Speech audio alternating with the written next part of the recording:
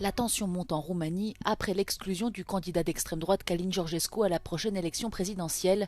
Celle-ci doit se tenir en mai.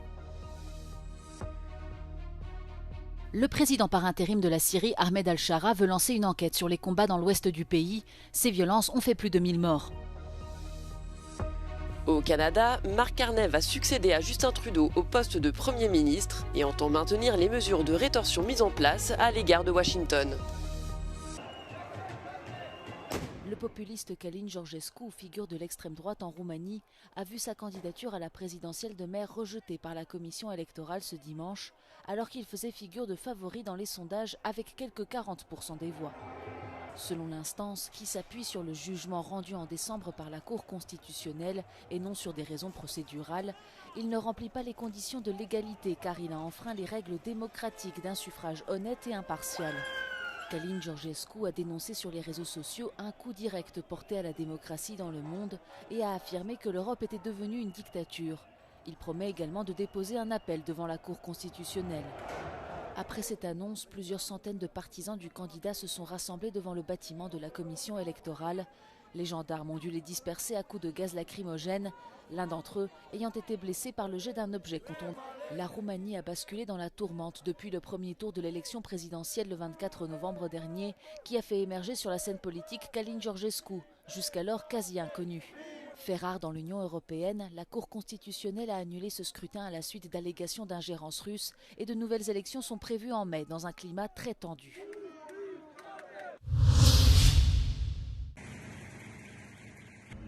Les soldats russes s'efforcent de reconquérir la région de Koursk et auraient déjà repris 2/3 du territoire dont Kiev s'était emparé en août dernier lors d'une offensive choc, la plus grande attaque sur le sol russe depuis la Seconde Guerre mondiale. Des combats acharnés sont en cours à Soudja, où les forces russes ont tenté de pénétrer la ville en parcourant un gazoduc sur une quinzaine de kilomètres, un conduit que la Russie utilisait jusqu'à présent pour acheminer du gaz vers l'Europe. L'Ukraine aurait riposté par des roquettes et des tirs d'artillerie. La percée de l'armée russe dans la région pourrait menacer le ravitaillement des soldats ukrainiens et affaiblir la position de Kiev qui espère utiliser son contrôle de la zone comme levier dans de futurs pourparlers avec Moscou.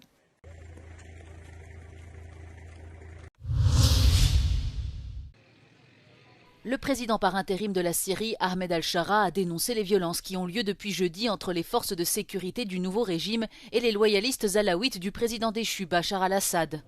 Il a également indiqué qu'il voulait créer des comités pour enquêter sur les affrontements qui ont lieu dans la région de Latakia. فإننا قد أعلنا عن تشكيل لجنة لتقصي الحقائق للنظر والتحقيق في أحداث الساحل وتقديم المتورطين إلى العدالة وكشف الحقائق أمام الشعب السوري ليعلم الجميع من المسؤول عن هذه الفتن والمخططات. Le nouvel homme fort de Syrie a également promis de continuer l'élimination de toutes les factions et forces extérieures qui cherchent à plonger la Syrie dans la violence. إن سوريا ستظل صامدة ولن نسمح لأي قوى خارجية أو أطراف محلية بأن تجرها إلى الفوضى أو الحرب الأهلية ونحن على العهد ماضون مصممون على المضي قدما نحو المستقبل الذي يليق بشعبنا العظيم. Selon le dernier bilan de l'Observatoire syrien des droits de l'homme, près de 1130 personnes auraient été tuées dans ces affrontements. Ce sont les violences les plus meurtrières qu'a connues le pays depuis plus de 10 ans.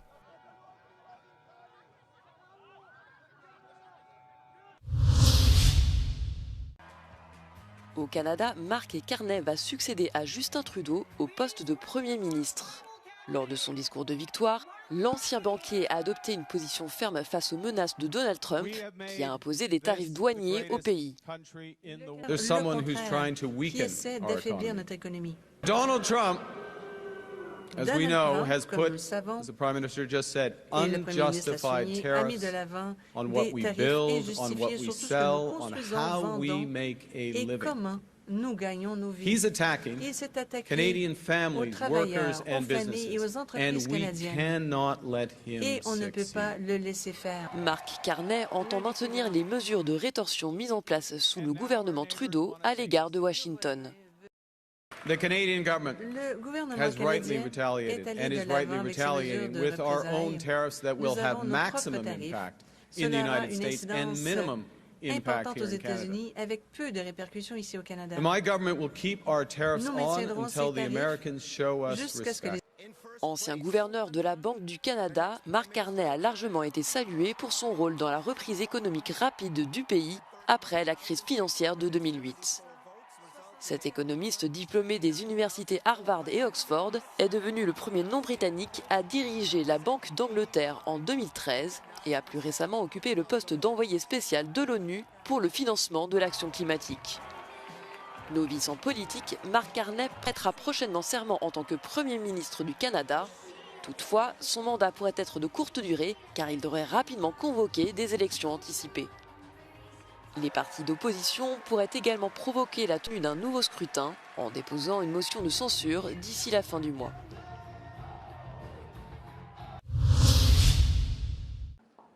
Il n'y a aucune raison de mettre en péril les relations que l'Europe entretient depuis des décennies avec les États-Unis. Ces mots sont de Ursula von der Leyen. La présidente de la Commission européenne organisait ce dimanche une réunion d'information à l'occasion des 100 jours de son second mandat. Elle a insisté sur le fait que les États-Unis restaient un allié, et ce malgré les divergences géopolitiques actuelles. In the face of adversity, the US and Europe have always been stronger together. And yes, there are differences. But we might have different views on some topics, but if you look at the common interests that we have, they always outweigh our differences. So I think it's important that we work together. We will have our differences. We have to sort them out, but we will have to find common avenues. Elle a ajouté que l'UE reste déterminée à réduire sa dépendance au gaz russe. La Commission organisera aussi des réunions pour examiner les menaces auxquelles l'UE est confrontée en matière de défense et d'énergie.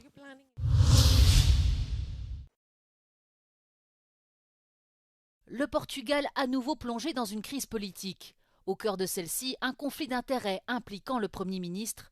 L'entreprise de la femme de Luís Montenegro aurait reçu plusieurs milliers d'euros d'un groupe d'hôtels et de casinos dont l'activité est soumise à des concessions accordées par l'État. 2 votes de défiance ont été rejetés en moins d'une semaine. Un vote de confiance est lui aussi prévu et son rejet est d'ores et déjà annoncé en raison du manque de soutien de l'opposition.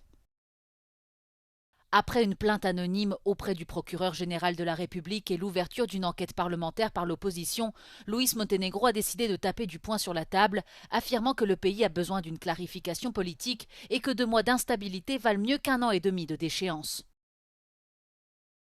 Isto nunca tinha acontecido em Portugal, haver uma moção de confiança que, pelos vistos, vai ser reprovada, mas que não tem a ver com a desconfiança na ação política do governo que se está a governar mal, mas tem a ver com as próprias condições de integridade, se tem ou não tem, do próprio Primeiro-Ministro, que é o líder desse mesmo governo. O Presidente da República já admitiu que, no caso de o governo cair, a primeira data possível para o país ir às urnas é 11 e 18 de maio. Nas ruas de Lisboa, os portugueses parecem não querer ir a eleições e pedem mais transparência ao Primeiro-Ministro. Não vejo uma grande saída para o país, não me parece que as eleições vão resolver absolutamente nada, manterá mais ou menos o mesmo modelo de distribuição de deputados, mais para cá ou mais para lá, e vamos entrar num outro impasse. Dada a situação, é melhor esclarecer com eleições do que estarmos aqui a empatar e não saímos do mesmo lugar. Acho que há pouca transparência e acho que eles deviam mesmo era desistir do governo, não é? Mas as eleições é uma chatice. Eu acho que vai ser uma despesa muito grande para o país e quem paga isso tudo somos nós mesmos. O debate e votação da moção de confiança deverá acontecer esta terça-feira, dia 11 de março, 1 ano e 1 dia depois das legislativas de 2024. Os deputados serão chamados a votar e a expressar se confiam ou não neste executivo. Caso haja uma maioria no sentido da rejeição, isso ditará a queda do governo. Joana Mourão Carvalho, para a Euronews, em Lisboa.